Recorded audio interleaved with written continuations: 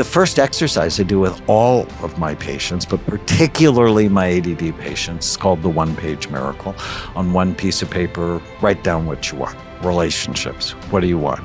Like with Tana, I want a kind, caring, loving, supportive, passionate relationship. Don't always feel it. I get rude thoughts that show up, but I don't say them. Why? Because I inhibit them because they don't fit. Most people in life don't do this exercise, which I find crazy. What do you want your work or school? What do you want for your money? What do you want for your physical health, your emotional health, your spiritual health? What do you want? We put it on one paper. And then the question always becomes, does it fit? The #1 health and wellness podcast. Jay Shetty. Jay Shetty. The one, the only Jay Shetty. I read in the National Institute of Mental Health, they found that 5.4% of adult men and 3.2% of adult women have ADHD.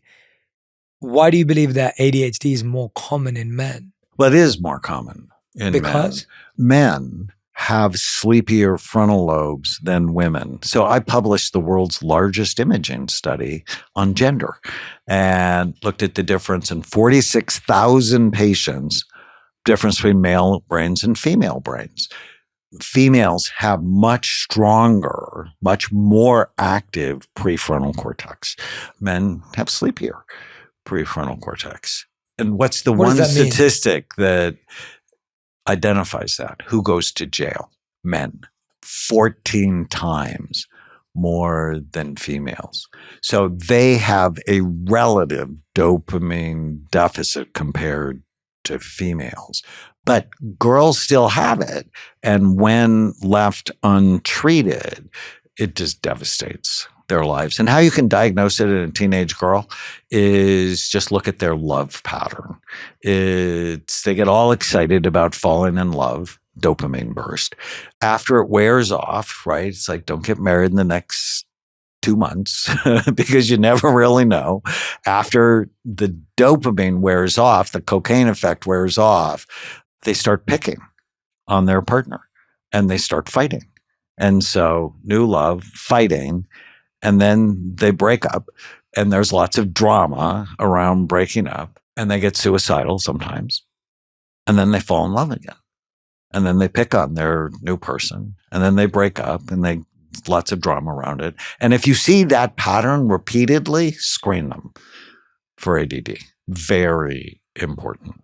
How does ADHD show up differently for men and women? So men tend to be more hyperactive. Women tend to have more the inattentive type. Women also tend to have the over-focused type more. Men, the temporal lobe type, because the temporal lobe type can be in part born out of a concussion or a head injury. And, you know, people who have ADD have way more concussions and accidents. And the reason for that is the shorter attention span and impulse control issues. I think as I'm sitting here listening to you and trying to understand just how, even the way you broke down the 7 types of ADHD, you start to think about how ADHD doesn't just affect an individual's focus and attention and performance at school. As you rightly said earlier, it starts to affect your relationships, right? If you have a parent, and I want to talk about all of these independently, if you have a parent that has ADHD and they have passed or haven't passed it on to you, that has an impact on you. If you're dating someone, you were talking about your first 2 wives, when you're dating someone who has ADHD, that has an impact on you. If you have ADHD and you're dating someone who doesn't, that has an impact on you and them. It starts to impact all areas of life. And because we have such a limited understanding of it, we can get frustrated when someone clips out our labels, or we can get upset when someone is always late and we say, oh, you don't care about me, you're always late. Like, it can actually start to become more emotional than it is just biological, chemical, and physical. It's biological for sure. Yeah. That it gives you psychological effects. And the chronic stress damages your immune system for you and the people who love you. Clearly social. I think one of the reasons for divorce is untreated ADD. I think it's often the hidden cause. And it's spiritual because you just believe you're less than, that God, however you see God, doesn't care about you. What do we do with that feeling? Because that's the feeling for people who have ADHD and they feel they're failing at life.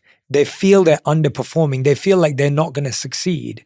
But earlier you were saying to me, actually, some of the greatest CEOs of big companies are people with ADHD. So walk me through, if someone's sitting here thinking, well, I'm not going to achieve anything with my life because I've got ADHD, what would you say to them? You're responsible to get it treated because with treatment, you can be amazing because you often have the ability to see things other people don't see. And it's the undisciplined mind that creates so much trouble. So, at Amen Clinics, we want to look at your brain, of course. We want to get it healthy. And we get it healthy, whether it's diet, supplements, exercise, medicine, whatever tools we have. A lot of people do really well with neurofeedback, where you can actually measure the electrical activity in your brain and then through exercises strengthen it. So I like neurofeedback a lot. But then you also have to reprogram your mind. And I talk about killing the ants, the automatic negative thoughts that steal your happiness. And people who have ADD often have a high negativity bias. And so learning to direct your thoughts in a positive, in a helpful, in a hopeful way, absolutely critical to overcome it. The first exercise I do with all of my patients, but particularly my ADD patients, is called the one-page miracle. On one piece of paper, write down what you want. Relationships. What do you want? Like with Tana, I want a kind, caring, loving, supportive, passionate relationship. Don't always feel it. I get rude thoughts that show up, but I don't say them. Why? Because I inhibit them because they don't fit. Most people in life don't do this exercise, which I find crazy. What do you want your work or school? What do you want for your money? What do you want for your physical health, your emotional health, your spiritual health? What do you want? We put it on one paper. And then the question always becomes, does it fit? Does my behavior fit the goals I have for my life? So that's what your prefrontal cortex does, right? It sets goals and helps you continue to achieve them despite the obstacles that you have. So I remember I'm in college and I want to go to medical school, and I took organic chemistry and I got a 42 on my first test. And I'm like, okay, this is going to be an obstacle. Get a tutor.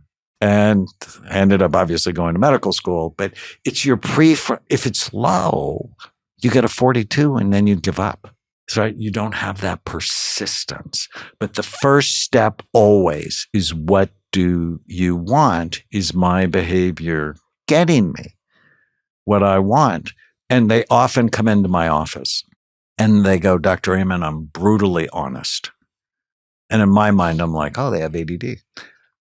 And then I'm like, but that's usually not helpful. Relationships require tact. They require forethought. Jerry Seinfeld once said, the brain is a sneaky organ. We all have weird, crazy, stupid, sexual, violent thoughts that nobody should ever hear. But when you have ADD, your inside voice gets out when it can be hurtful.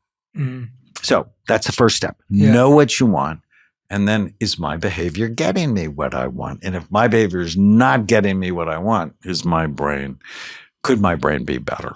And therefore that leads to the treatment.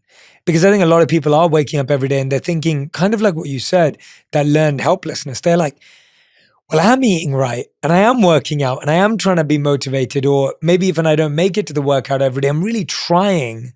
But every time I try, I just lose motivation and I lose energy. Is that something you hear quite often? I do. And that's why we scan people twice, once at rest, once when they concentrate. And if their brain drops with activity, it's like, okay, we have to treat this. And, we can try to treat it with supplements. And I like them a lot. I own BrainMD and I want to support you. People who take EPA fish oil, omega-3 fatty acids, helps with ADD, also helps with mood. There are 5 studies with saffron, the spice saffron, as effective as Ritalin in some studies. That's amazing. Wow. And it helps 25 randomized controlled trials that saffron helps with depression compared to antidepressants. So I love saffron. I've been eating saffron since I was a kid because it's in the Indian diet as a very staple thing. Right. And there's lore in India. If you're too happy, you must have had saffron. Omega-3 fatty acids, B vitamins, pycnogenol, which is from pine bark, has been found to be helpful. So I start based on your type. Okay, here are the supplements. Let's get your diet right. And then if those things don't work, then I think, well, we should consider medication. Yeah, I'm so glad that you're so clear on that. I know whenever there's a new discovery, I'm always texting you going, what do you think about this? And what do you think about that? Because I appreciate your perspective because it's not coming from an opinion and it's not coming from a single case. And as I'm listening to you today, what I really take away is that everything is so specific. And everything is so individual and personal. It's not like you were saying, like some medication could actually be brilliant. And you said even miraculous for someone's brain. But if it's a different type of brain, it doesn't work that well. But we have this one size fits all model that we keep rolling out.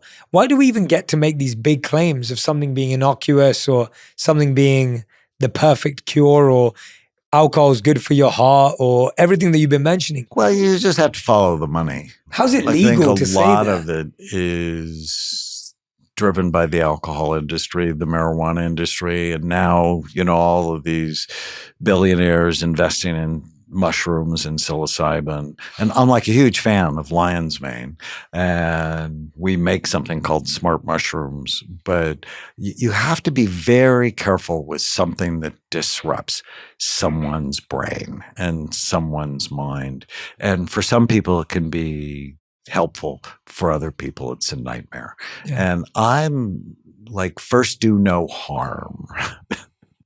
Right. And so the first thing, if you're depressed or you have PTSD, is let's get your diet right and let's get you to exercise and not believe every stupid thing you think and take omega-3 fatty acids. Or if you have PTSD, EMDR. I'm a huge fan of a psychotherapy called eye movement desensitization and reprocessing. It's like, first do no harm. Let's make sure we're doing the simple things first.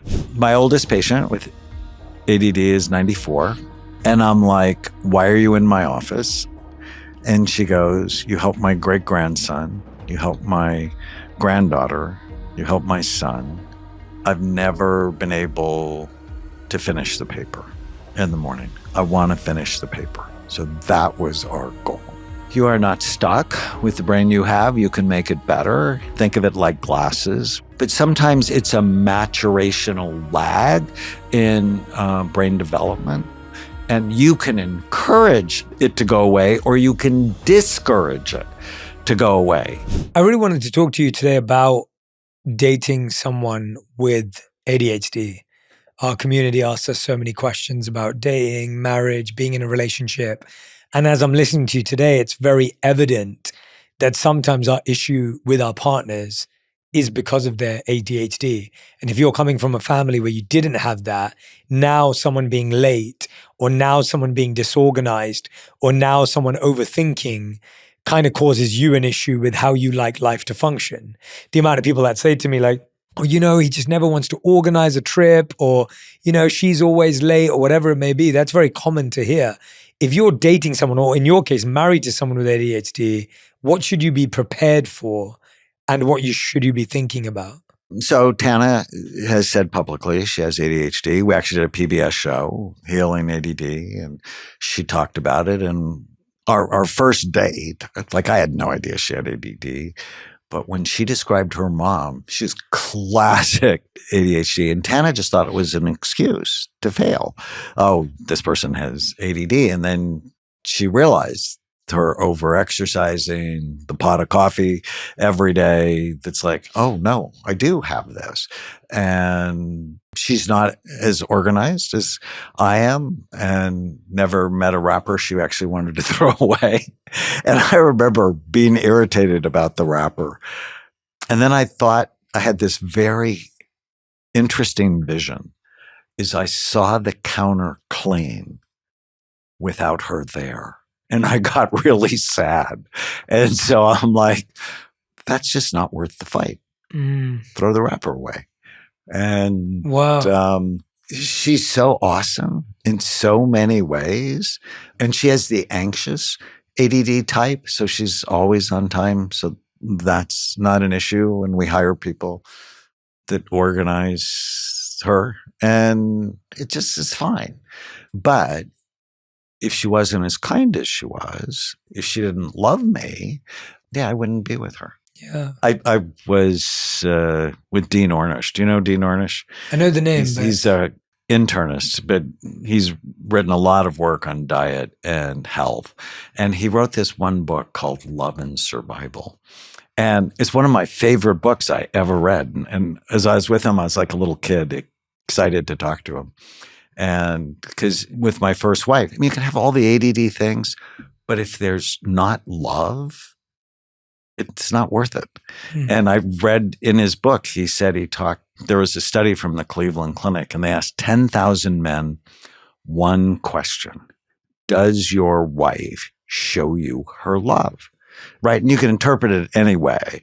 And I remember reading it at like 10 o'clock at night because I was reading myself to sleep. And I woke up with crushing chest pain. And I'm like, this relationship is killing me. This is so important when you're with someone. The issue is really not do they have ADD or not. It's do they fit or not? And are they willing to get help or not? Like if you date one of my kids for more than 6 months, I'm scanning you. It's just like you're not in my mind. You're not even dating until I see your brain. That's amazing. Because if you have ADD or you played football and you have concussions, I want you to be serious about taking care of it. Yeah. Right? So wait, they come over to dinner, you press a button, the wall opens up, there's like this surgical I scan. send them to the clinic. No, I thought you might have an undercover clinic, like a bat cave in your house, and like you just that. Sort of like the movie Meet the Parents. Yeah, Do you remember exactly, that? exactly. That's brilliant. I've heard a lot of people say to me, and I love your example that you just gave about the rapper, because I think I've had friends who've gone through that where they're like, I believe you love me, but I just feel like you don't care because you aren't on time, because you don't do the dishes. But then you do it sometimes. You do it when it suits you, or you do it for your friends, but not me. Because they have more dopamine. Right. So yeah, talk to me about that, because like, you could see your partner who's like able to organize dinner for your friends, but then when it comes to you, they can't set a date. In a way, it almost sounds like they're pushing on a wound. And one of the things I learned, and I actually learned it from Tana, she grew up in a crazy home. So her ACE score, do you know the ACE, adverse childhood experiences? So on a scale of 0 to 10, how many bad things happened to you as a kid? And if you have 4 or more, it's like physical, emotional, sexual abuse, neglect, watching your mother being abused, being raised with someone who goes to jail, has a mental illness and addiction. So if you have 4 or more, you have an increased risk of 7 of the top 10 leading causes of death. If you have 6 or more, you die 20 years earlier. Tana's an 8. And we adopted both of our nieces who were 9s. And when you see untreated ADD, you see it throughout both of their families, right? Untreated ADD can go with trauma. And her earliest memory, or one of them, is her mom and grandmother falling to the floor because her uncle was murdered in a drug deal gone wrong. And so it was because her other uncle was involved in the drug deal. So anyways, he goes to jail, gets clean, and she goes to a seminar. She had thyroid cancer in her 20s. So chronic stress from untreated ADD and childhood trauma increases your cancer risk. So she gets cancer when she's 25. She goes to Hawaii. He's teaching a seminar for Jack Canfield. And he asks her, how much responsibility do you want for your station in life right now? And she goes, I have cancer. It's not my fault. He goes, I didn't ask you about fault. I asked you about responsibility, which is just your ability to respond to the situation. And in that moment, she got clarity. It's like, I want 100% responsibility.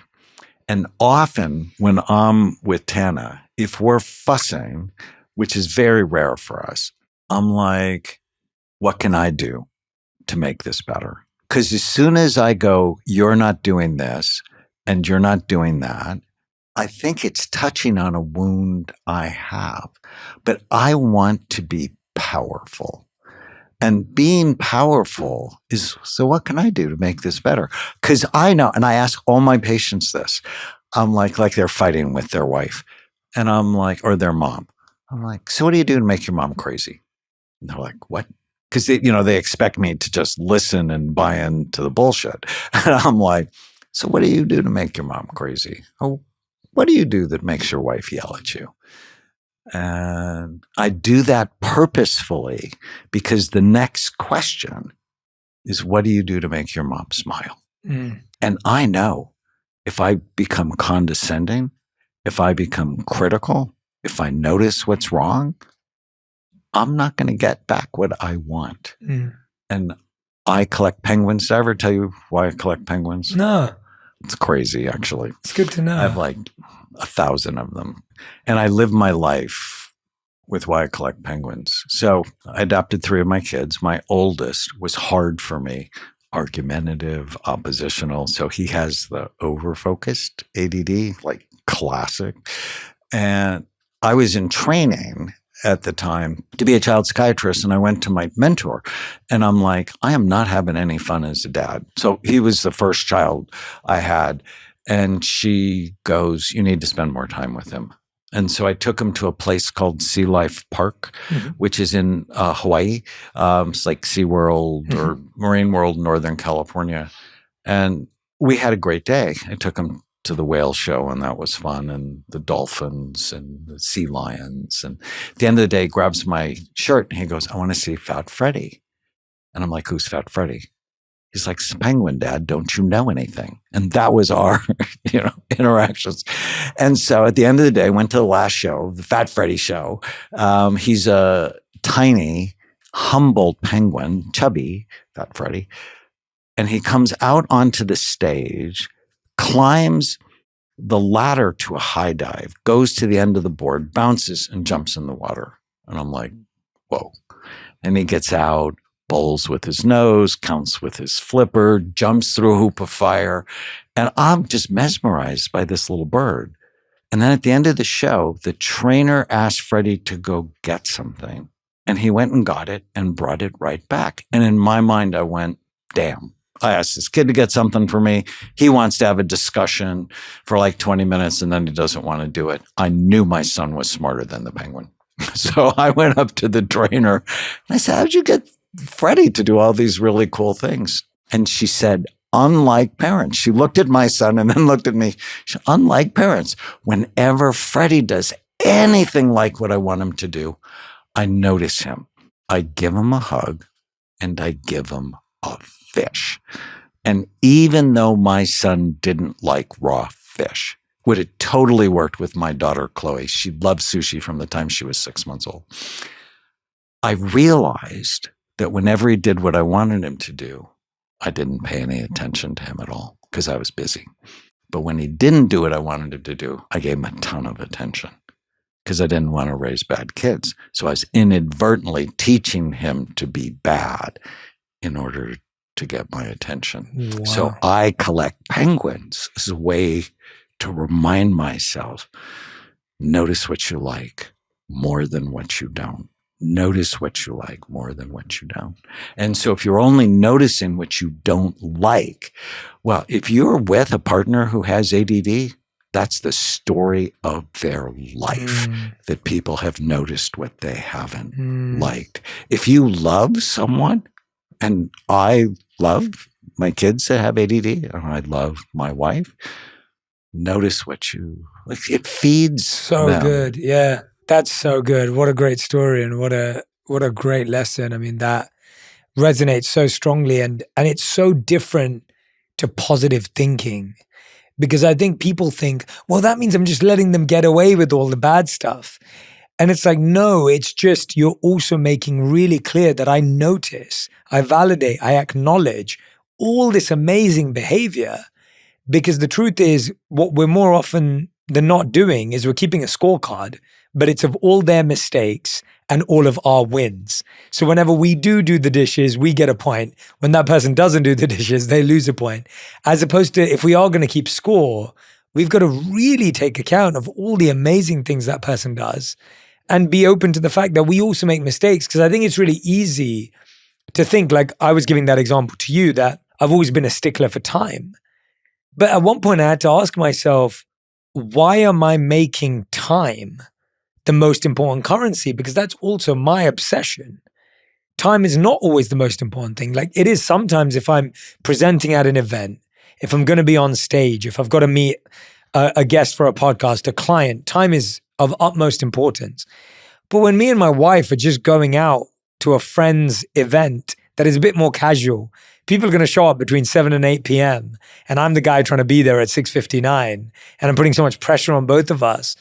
It's almost like it didn't really matter whether we turned up at 7 or 7:15 or 7:30. And I also had to give that up, right? So it's also like an acceptance that it's not like I'm perfect and that person's the one who's the wrong one all the time. And what has eternal value? Yeah. And you never want to have to win an argument. If you have to win an argument, it's because you have low self-esteem. It's, why do I have to beat my partner who I love, who, you know, when something good happens, I call her, or something bad happens, I call her.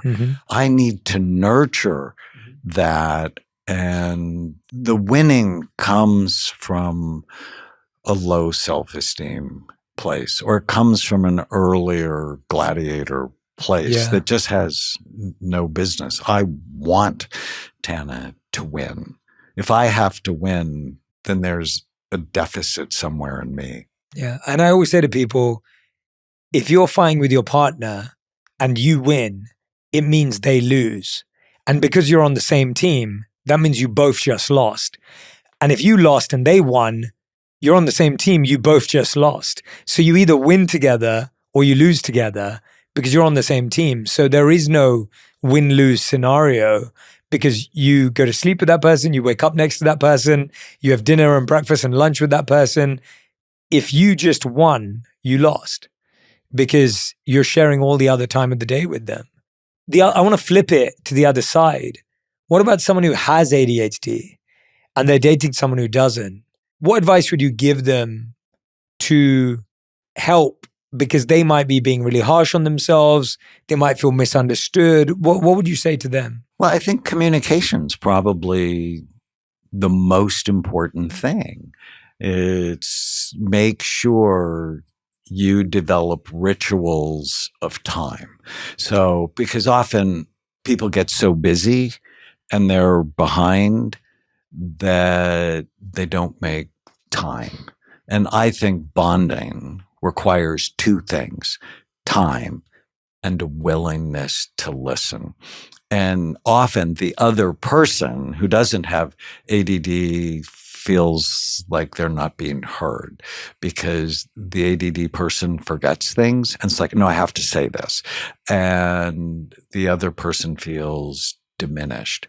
And so having both people practice active listening, it's so magical. When they say something, don't say anything, or repeat back what you hear, and then be quiet. Too often, people just use too many words. And if you can practice silence and giving, when someone says something, give it space. So if they want to say more, they will, as opposed to jumping in too quickly. Communication is so important. And get dopamine from going, what do you need? How can I help? And often with ADD, because of the chaos that's in your head, you might not know. What would you say to someone who has a parent with ADHD and they're struggling with, and they're an adult, they have a parent who's got ADHD, they may be They've been caring for them, embarrassed a lot, right? Because you go right. to the restaurant and the person will just say the first thing that comes to their mind, which can be horrifying. My oldest patient with ADD is 94. And I'm like, why are you in my office? And she goes, you help my great-grandson, you help my granddaughter, you help my son. I've never been able to finish the paper in the morning. I want to finish the paper. So that was our goal. And so I scanned her. She clearly had ADHD, and age doesn't make it better. I think that's an important point. Age doesn't make it better. And I treated her, and she came back a month later, and she had this beautiful smile. And she said, I read my first book. That's amazing. And I would just be encouraging and go, we've learned so much about this. It's not a childhood disorder. It starts in childhood, but it can impact the rest of your life. How should people talk to their bosses or their teachers, if parents are talking to teachers, about having ADHD? Because I imagine that's a tough conversation in the workplace where your performance is being judged, your output's being judged, your productivity is being measured. How do you have that conversation in an effective way? So I think I'm not sure I would have that conversation because it might make them look at you differently. It's sad that there's still that. There is still that. Yeah. Now, if you need accommodation, so it is federal law, if you have a disability, and ADHD is considered a disability under federal law, your employer can give you accommodations, is required to give you accommodations. I think my first suggestion is see if you can get it treated without, just so you don't really have to have the conversation and have to have them look at you differently. But if you need it in order to keep that job, I'd absolutely talk about that. You'll need to get your doctor to write a note and request those accommodations. Happens all the time in colleges. All major colleges have disability resource centers. Great insight. One of my nieces is at UCLA. She gets extra time on tests. She gets notes. She gets a lot of help, which is rational. That's great insight. That's so helpful. Does ADHD ever go away, or is it only managed? Great question. In about half the cases, the kids who had ADHD, so the hyperactive form, were not in their later teens. I often worry they've outgrown the hyperactivity, but not the short attention span and impulsivity. But sometimes it's a maturational lag in brain development. And you can encourage it to go away, or you can discourage it to go away. So you can encourage it to go away if there's regular exercise, if you teach kids not to believe every stupid thing they think, if you support them with omega-3 fatty acids and a healthy diet, and you don't just give them devices they want, right? If you want to discourage it, so if you want them to make sure they have the ADD as they age, then feed them bad food, give them all the devices they want, let them watch endless hours of TV and play video games. Yeah, that's a great summary to help people set them up for what to do before medication. And what are some of the long-term effects of leaving ADHD untreated? It's so sad, because it's basically the big issues in our society, from school failure, drug abuse, divorce, bankruptcy, incarceration, homelessness. And if we looked more at the brain, we'd go, we can do a lot better. Yeah, and I think that's what the real hope is, that the world can start to take it seriously and take brain health seriously, right? If you had a hope for how we would shift the way we looked at ADHD in the brain, what would that be? So I have big ideas. When I went to the White House, my friend there said, how big can you think? The first thing I would do is rename the National Institute of Mental Health to the National Institute of Brain and Mental Health. Get the brain involved. Like, stop calling people mental. It shames people. It's stigmatizing. It's wrong. I declare the next 10 years the decade of brain health and get really serious about what goes into children's minds. It needs to be curated, to be appropriate, and to be helpful. Who else's brain have you not scanned that you'd love to scan? The president's. I wrote an op-ed piece in the LA Times in 2008 on scanning presidential candidates. If someone has the nuclear codes, don't we at least want to know about the health of their brain? Like the last election, I would have loved to scan both President Biden and now President Trump. What would you expect to see in both of theirs from your perception? I think with President Biden, there were clear cognitive issues. Well, I don't think I'd see a healthy brain. President Trump, I'm much more curious. Now, I know I'll get a lot of hate for this, but I'm very interested in resilience. For someone who was the most popular person, or one of them, in the world before he ran for president, right? The Apprentice had gone for 14 seasons, and he was beloved by so many people. And then he was demonized. And then he was falsely accused. He was impeached. He was attempted assassination, indictments, convictions. And it's like, how do you show up every day, right? You and I, off the podcast, we're talking about worldwide shame and how some people it just causes them to disappear. Well, he didn't disappear. And, he's still fighting every day. So I'm really interested. Curious, I'm not sure I've seen a brain quite like. What about Elon Musk? Elon Musk would be interesting. I've scanned many high-profile geniuses. I got to scan Muhammad Ali, which... At what point on his journey was that? Later. And so you could clearly see the damage. I have lots of really fascinating scans. Yeah. Dr. Dan Lehman, I've got a few more questions that I want to leave people with to summarize some of our conversation today, to really leave them feeling energized, positive, hopeful about their journey with ADHD, whether they have it individually or they have it through someone that they love in their life.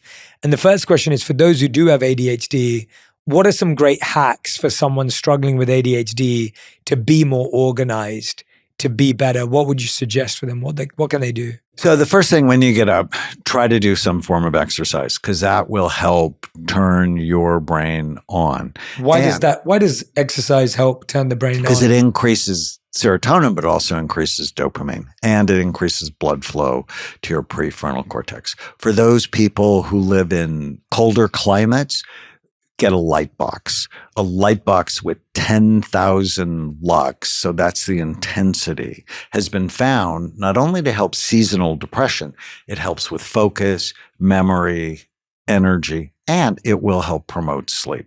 Make sleep a priority. Too often, when you have ADHD, you're more awake at night. Our society, we have bias against night owls.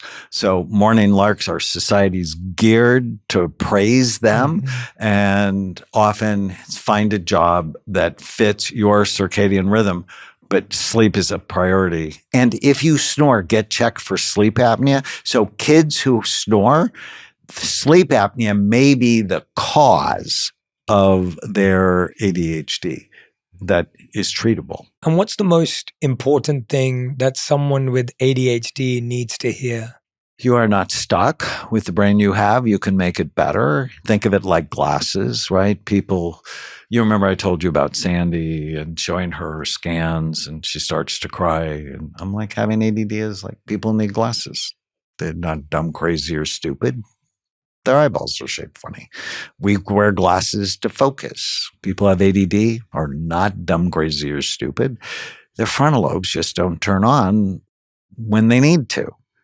And the medicine or supplements or neurofeedback helps turn it on so you can focus and be who you really are when your brain works right. People go, I don't want to take medicine because I don't want to be someone different. It's like, but don't You want to be who you are when your brain is fully functioning. I want to be who I am when my brain is fully online. As always, Dr. Daniel Amen, I appreciate our conversation so much. I feel like whenever I'm with you, I learn to see everything so differently and deeply and as a 360-degree view. I think we're so used to in our society to see one aspect of something or have a very limited understanding of the different issues that we see. And whenever I speak to you, I feel like, oh, wow, I have the much more broader contextual view of it. And I want everyone at home who's listening or watching, whether you're on a walk, whether you're at the gym, Dr. Daniel Amen has one of his books, which is called Healing ADD, the breakthrough program that allows you to see and heal the 7 types of ADD that we discussed in today's episode. So I highly recommend the book if you don't already have it. And of course, if you don't follow Dr. Daniel Amen on all forms of social media, TikTok, Instagram, the podcast, as I mentioned earlier, make sure you do subscribe. And Dr. Daniel Amen, we are so happy that you came on for a 5th time. If you haven't seen the episodes before, make sure you go back and listen and watch. You can search Dr. Daniel Amen and Jay Shetty or Dr. Daniel Amen on purpose. And any last words, Dr. Daniel Amen, anything you wanted to share that I didn't ask you about or anything that is on your mind or heart right now? I'm just so grateful for you. I love the idea that we can train our brains that focus on what you want way more than what you don't want. Yeah, I love that. Thank you.